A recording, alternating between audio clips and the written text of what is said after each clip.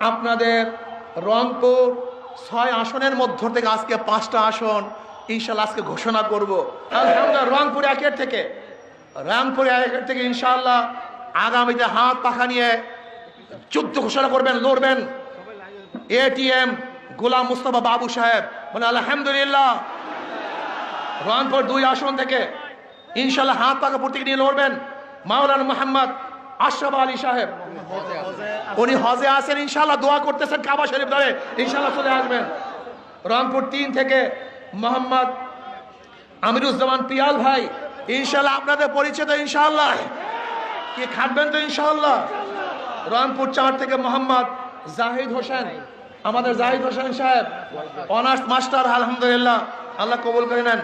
রংপুর 5 থেকে মোহাম্মদ গোলজার হোসেন সাহেব, অধ্যক্ষ, ডিগ্রি কলেজের অধ্যক্ষ। বুঝেন তো মনে হয় যেন বিরাট বিরাট মাওলানা, অথচ দেখা যায় আলহামদুলিল্লাহ এদের মতো লোক যখন সংসদে যাবে তখন ওই সংসদটা ফুলের পবিত্রতা হয়ে যাবে ইনশাআল্লাহ।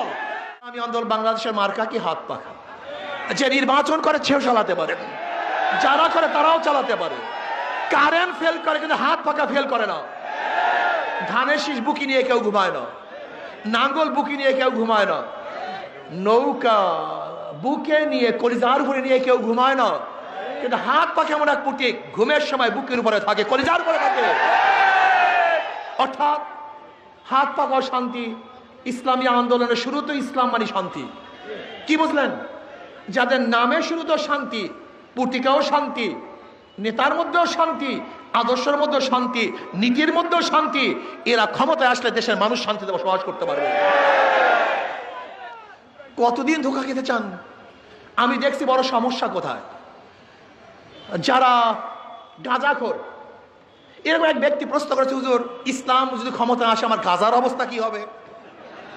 বেচারা নিশাগ্রস্ত বলতেই পারে। আমি বললাম টেনশনের কোনো কারণ নাই, তুমি কি মসজিদে গিয়ে গাঁজা সেবন করতে পারবা? বললেন না হুজুর, কেন? পরিবেশ নেই।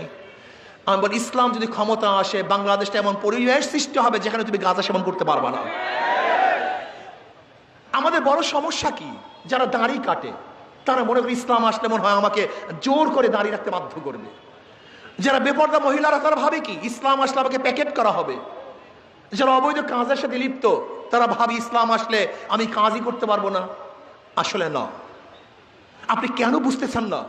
এখানে হাজারো মানুষ আছেন, এর মধ্যে অনেক মানুষ আছে না যারা ধূমপান করেন, একজনও কি নাই? তো এখন ধূমপান করেন না কেন? কথা বলেন না কেন? কেন ধূমপান করতেছেন না? আপনি যতক্ষণ এখানে আসেন একবার কি মনে চাইছে আপনি ধূমপান করি? কেন? পরিবেশ পরিবেশ আপনাকে কখন ভুলিয়ে দিছে আপনার নিজেরও মনে নেই। ঠিক ইসলাম যদি বাংলাদেশের ক্ষমতা আসে মানে পরিবেশ সৃষ্টি হবে। আপনি অন্যায় করবেন না, অবিচার করবেন না, জুলুম করবেন না, খুন করবেন না।